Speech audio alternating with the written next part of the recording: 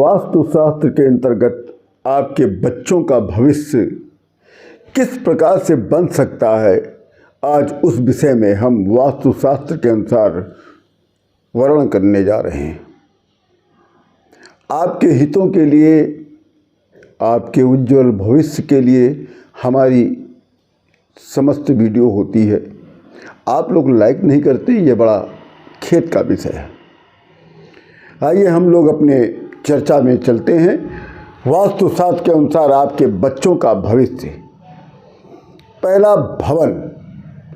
भवन में आपके मकान में बच्चों का जो कमरा हो वो पूर्व, उत्तर, पश्चिम या वायव्य दिशा में होना शुभ माना गया है। वैसे तो पश्चिम दिशा बच्चों के कमरे के लिए सबसे उपयुक्त माना गया है, लेकिन आग्नेय कोण, दक्षिण अथवा नैऋत्य कोण में बच्चों का कमरा नहीं होना चाहिए।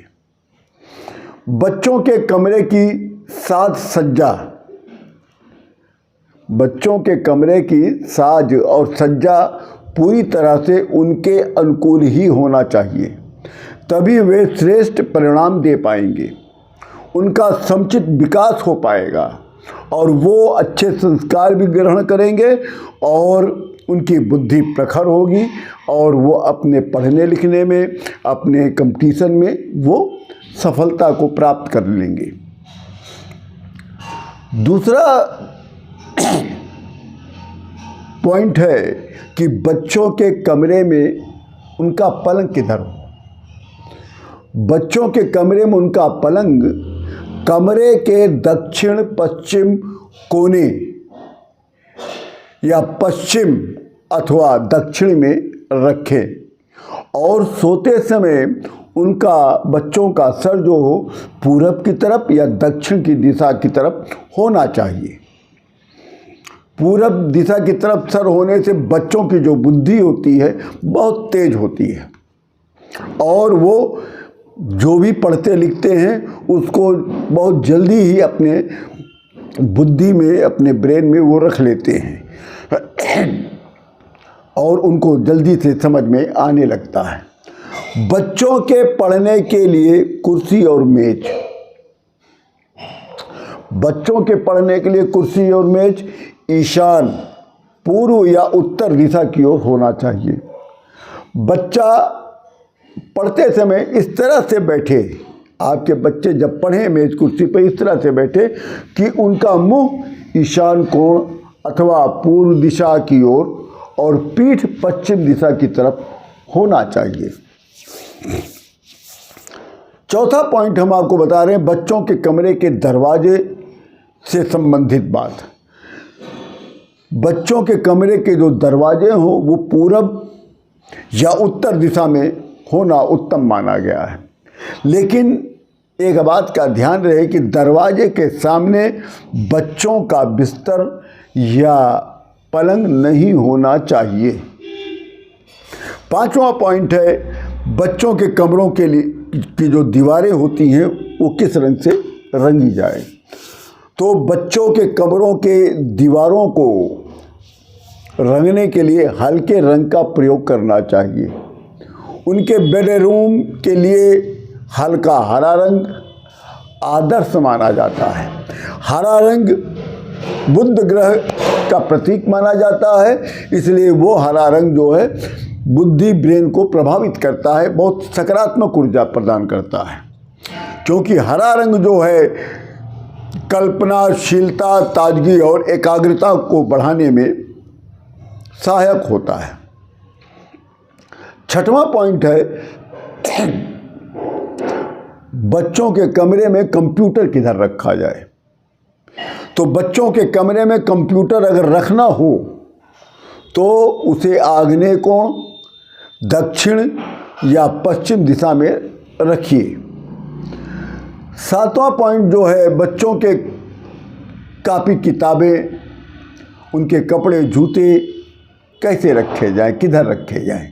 इस संदर्भ में आपको मैं बता दूं कि बच्चों के कमरे में उनकी कापी किताबें की अलमारी या रैक उनके कपड़े, जूतों और खिलौनों वाली अलमारी कमरे के नैऋत्य कोण अथवा दक्षिण में रखना चाहिए।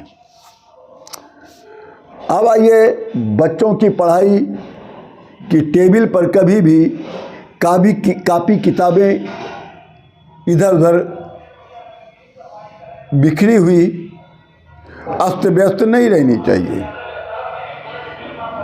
इन्हें टेबल या रैक पर बहुत ही तरीके से रखना चाहिए। बच्चों की पढ़ाई की टेबल बिल्कुल साफ सुथरी होनी चाहिए, धूल नहीं लगी होनी चाहिए, इसलिए उसको सुबह सुबह अवश्य साफ कर दिया करिए। 9वां पॉइंट है कि बच्चा जब भी पढ़ने बैठे तो उसका पीठ के पीछे ठोस दीवार होनी चाहिए, इससे एकाग्रता में बाधा नहीं आती है। बच्चों के कमरे में सभी फर्नीचर को दीवार से 2 इंच की दूरी बनाकर रखिए, इससे कमरे में सकारात्मक ऊर्जा का प्रवाह बना रहता है। जो फर्नीचर बच्चों के कमरे में दीवार से सटा के रखेंगे तो सकारात्मक ऊर्जा का में आने में व्यवधान उत्पन्न होता है, इसलिए उसको 2-3 इंच थोड़ा सा दीवार से दूरी बना दीजिए। 11वां पॉइंट है कि बच्चों के कमरों की खिड़कियां पूरब और उत्तर की दिशा की तरफ होना चाहिए। उनके कमरे की कोई भी खिड़की नैऋत्य कोण या दक्षिण या पश्चिम दिशा की तरफ नहीं होना चाहिए, नहीं खुलना चाहिए। 12वां पॉइंट है, बच्चों के कमरे में उनके पलंग के बिल्कुल सामने शीशा या कंप्यूटर या टीवी बिल्कुल भी न रखिएगा, इससे उनके स्वास्थ्य को उल्टा गलत प्रभाव पड़ेगा।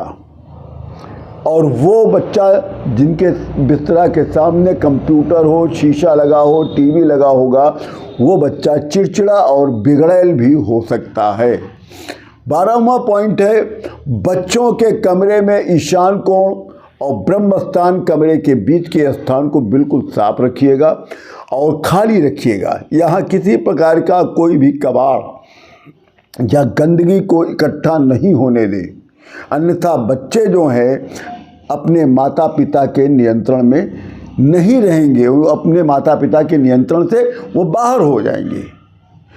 13वां पॉइंट है, बच्चों के कमरे में लगे हुए चित्र या पेंटिंग उनके विचारों, उनकी मस्तिष्क, उनकी मानसिक स्थिति को प्रभावित करती है, इसलिए किसी भी तरह के जंगली जानवरों के हिंसात्मक या फूहड़ या भूत प्रेतों के मुखौटे, पेंटिंग और चित्र बच्चों के कमरे में बिल्कुल न लगाएं।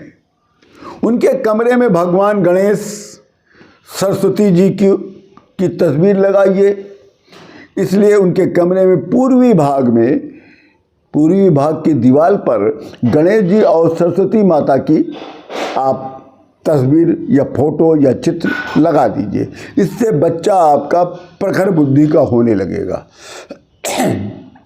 चौथा है कि आपका बच्चा जिस क्षेत्र में अपना कैरियर बनाना चाहता है, उस क्षेत्र के सफल व्यक्तियों के चित्र अथवा पेंटिंग बच्चों के कमरे में अवश्य लगाइए। साथ ही उनके बारे में नवीन जानकारियों को भी इकट्ठा करके उनको देते रहिए, इससे बच्चों पर सकारात्मक प्रभाव पड़ता है और उससे उनको प्रेरणा मिलती है। 15वां और लास्ट पॉइंट है ये कि बच्चों के कमरे में हरे फलदार वृक्षों, फल फूल, हंसते हुए बच्चों की तस्वीरें, आकाश, बादल, चंद्रमा, समुद्र आदि की चित्र भी पूर्व अथवा उत्तर दिशा की दीवार पर लगाना चाहिए, इससे उनके कमरे में सकारात्मक ऊर्जा बराबर बनी रहेगी। और हमारी यही आशा है और हमारा यही आशीर्वाद है कि आप सबके बच्चे अच्छे बने, सफल हों, अपने दिशा में उन्नत करें और आपका परिवार भी सुख और शांति से भरा रहे। इसलिए आप सभी लोगों को जय जय श्री राम।